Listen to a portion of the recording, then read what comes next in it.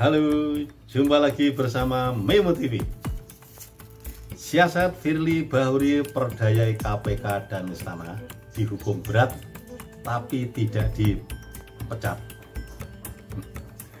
Langkah Firly Bahuri mengundurkan diri di saat proses etik di Dewas atau Dewan Pengawas KPK dan proses hukum di Polda Metro sebagai siasat dan taktik ex-ketua KPK Firly Bahuri agar lolos sidang etik Dewas KPK. Yang enteng, Dewas KPK telah memutuskan sanksi etik untuk ketua KPK nonaktif Firly Bahuri, yaitu dijatuhi sanksi etik berat berupa rekomendasi agar Firly mundur dari pimpinan KPK. Putusan Dewas ini di luar estimasi publik bahwa Firly Bahuri akan dihukum berat dengan putusan pemberhentian tidak dengan hormat atau PTDH. Bukankah selama ini hukuman PTDH adalah putusan paling berat bagi seorang PNS?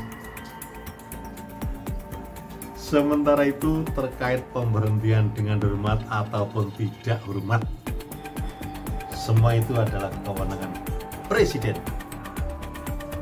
Presiden yang bisa memutuskan PTDH atau tidak. Namun, Dewas KPK memberikan argumentasi bahwa pemecatan hormat ataupun tidak hormat atau PTDH adalah kewenangan Presiden pure. Dewas KPK hanya memiliki dua alternatif terhadap pelanggar etik berat, yakni gaji dipotong 40% dan pengunduran diri. Sebelum sidang Dewas KPK digelar dan diputuskan hari ini, Firly Bahuri mengundurkan diri ke Presiden dari jabatan sebagai Ketua KPK. Beruntung, Istana secara tegas menolak surat pengunduran diri Firly Bahuri.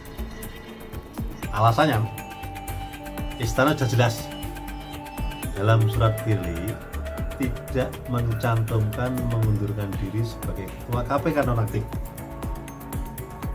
Pihak Istana juga memberitahukan ke pimpinan KPK bahwa Sekretariat Presiden tidak bisa memproses pengunduran diri Firly Bahuri. Sebab kasus Firly Bahuri berbeda dengan kasus yang menimpa pimpinan KPK sebelumnya, yaitu Lili Pintauli.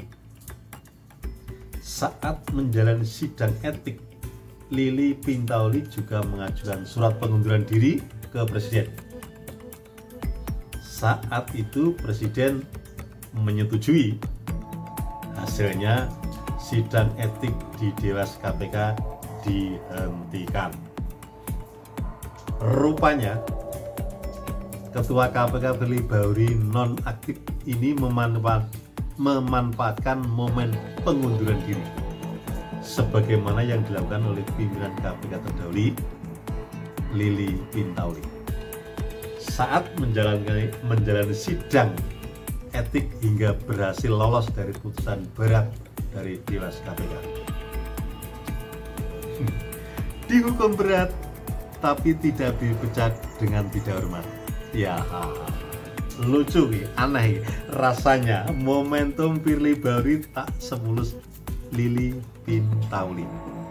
Ketua KPK nonaktif Firly Bahuri ini berhadapan dengan aroma politik sebagai konsekuensi Firly yang berada di ruang berbeda di Istana. Ini perbedaannya. Aroma ruang politik berbeda tempat Firly Bahuri berlindung setidaknya terbaca dari manuver-manuver Firly. Selama ini Firly gagal mengungkap kasus bansos di Kementerian Sosial dan penangkapan terhadap Harun Masiku. Dalam kasus bansos beras Kementerian Sosial, pemeriksaan KPK berjalan dan menetapkan beberapa tersangka. Namun, penyidikan belum sampai mengarah kepada pengambil kebijakan dan regulasi di Kementerian Sosial itu. Sedangkan kasus Harun Masiku sekedar pernyataan politis belaka. Yejan menurut. KPK berkali-kali berjanji akan menangkap buronan Harun Masiku. Terkesan kasus Harun Masiku ini menjadi tawanan perkara di Komisi Pemberantasan Korupsi. Dengan ruang politik Firly Bahuri yang berbeda dengan istana, akankah Firly Bahuri mendapat keputusan sidang etik paling berat meskipun dengan banyak pertimbangan yang memberatkan? Kenyataannya bahwa Dewas KPK akhirnya memutuskan bahwa Firly Bahuri terbukti secara sah melanggar etik berat. Akan tetapi, yang aneh bin ajaib, Firly tidak dihukum dan tidak dipecat secara tidak hormat, melainkan hanya diminta mengundurkan diri sebagai ketua KPK. Edan orang ini, edan toh. Kalau sudah begini gimana tusan? Baik, kita tunggu saja apa yang bakal terjadi esok. Salam dari Memo. Ya dong, ini kan surat pengunduran Pak Firly di istana kan belum diproses oleh Presiden. Apakah Dewas berharap jika nanti Presiden memutuskan menerima pengunduran diri Bapak Firly itu, Dewas merekomendasikan untuk Pak Firly diberhentikan mengundurkan diri secara tidak hormat. Mengingat tadi putusan Dewas itu kan sudah terbukti sah melakukan pelanggaran etik dan tidak menunjukkan sikap teladan.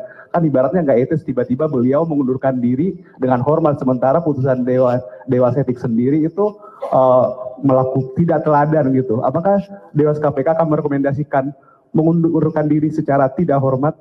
Terima kasih, itu aja Bung. Itu kewenangan Presiden yang akan memberhentikan. Majelis Dewas hanya sampai kepada meminta yang bersangkutan untuk mengundurkan diri. Nah, soal apakah nanti hormat tidak hormat, itu nanti Presiden yang menentukan itu. Kami juga barusan pagi tadi sudah terima juga surat yang bersangkutan yang ditujukan kepada Presiden. Tapi sampai sekarang kan kepresnya belum keluar juga. Ya. Begitu jawabannya saya. Ini pertanyaan singkat sebenarnya.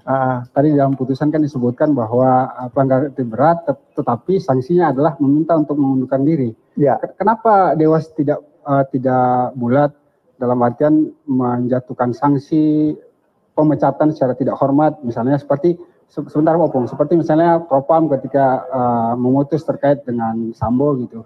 Itu yang pertama. Apakah kemudian pertanyaan berikutnya, apakah di dalam Perdewas itu ada disebutkan misalnya pelanggaran etik berat itu sanksinya apa saja? Karena seperti anti klimaks, Opung.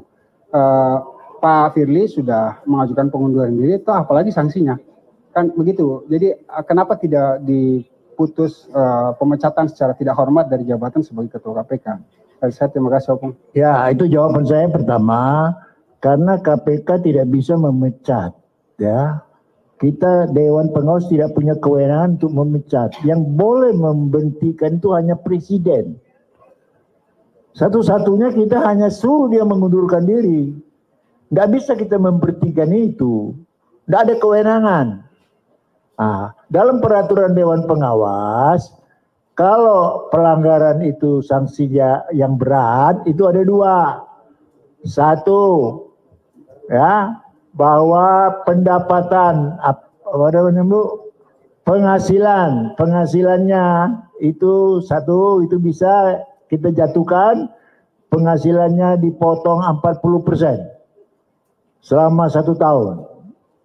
Atau yang kedua, disuruh dia mengundurkan diri.